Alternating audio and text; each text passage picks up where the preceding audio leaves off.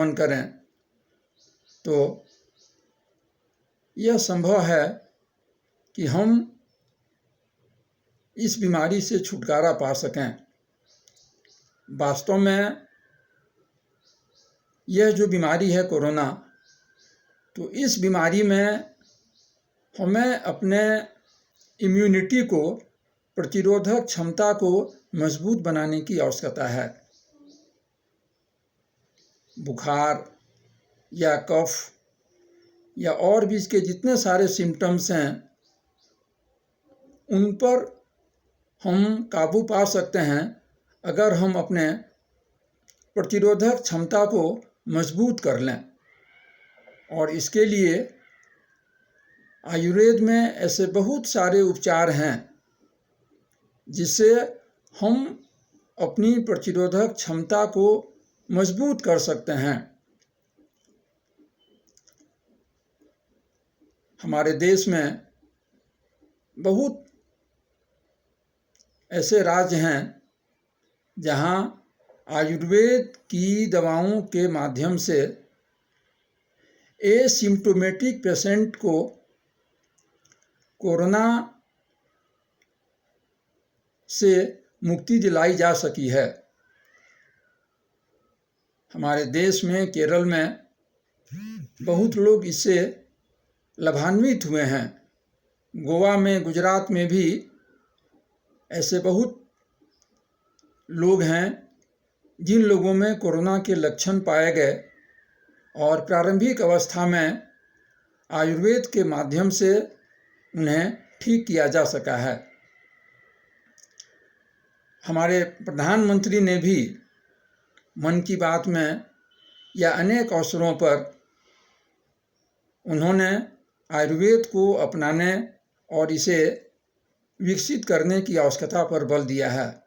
आयुष मंत्रालय ने भी अपने गाइडलाइंस में ऐसी बहुत सी बातों का जिक्र किया है जिसमें आयुर्वेद को बढ़ावा देने और इस बीमारी में आयुर्वेद के माध्यम से इससे बहुत हद तक नियंत्रण पाने की बात कही गई है। हमें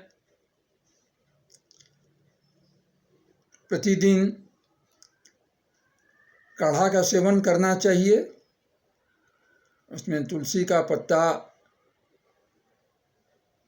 दालचीनी, अजवाइन, काली मिर्च, लौंग,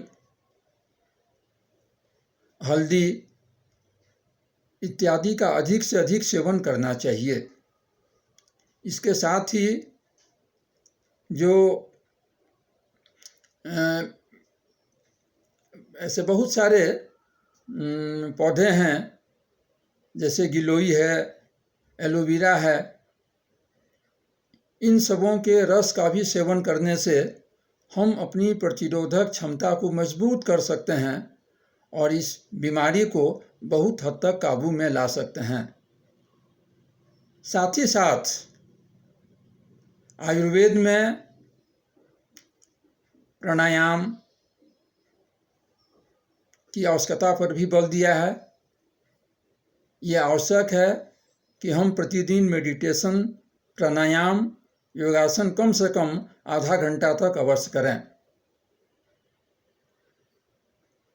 हमारी दिनचर्या भी बहुत हद तक किसी भी बीमारी को कंट्रोल करने में सहायक होती है।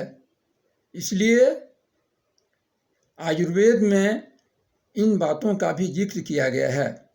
वास्तव में आयुर्वेद यह अथर्ववेद या उपवेद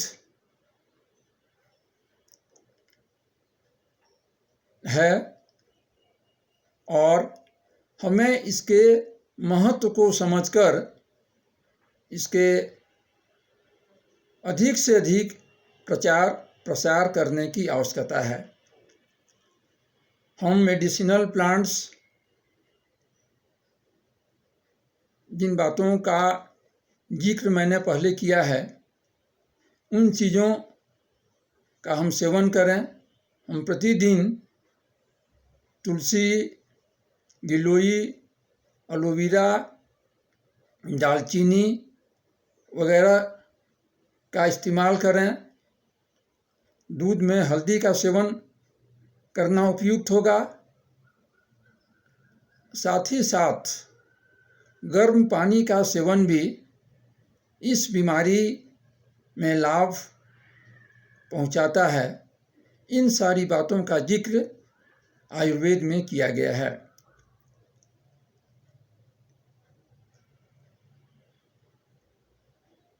धन्यवाद।